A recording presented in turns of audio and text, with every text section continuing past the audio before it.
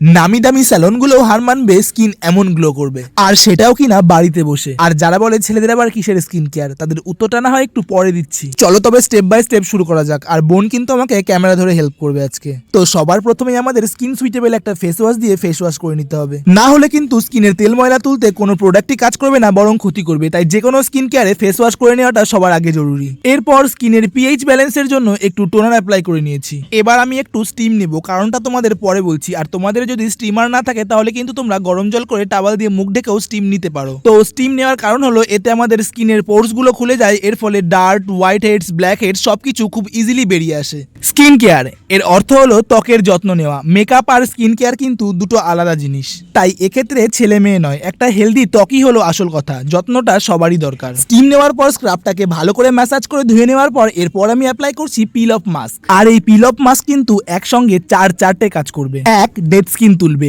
2, পোর্স clean করবে। 3, স্কিনে glow আনবে। 4, স্কিনকে আরো স্মুথ করে তুলবে। তাই স্কিনের জন্য পিল অফ মাস্কটা কিন্তু আমাদের ভীষণভাবে জরুরি। তো মোটামুটি আমাদের সবকিছুই কমপ্লিট, শেষের শুধু একটা স্টেপ বাকি আছে মাত্র।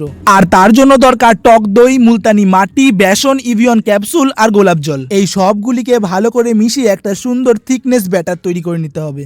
আর যে কোনো স্কিন কেয়ার কিন্তু রাত্রে করলে তার বেনিফিটস আরো দ্বিগুণ হয়ে যায়। আর আমি যখন এটা করছি তখন রাত প্রায় 1টা বাজে।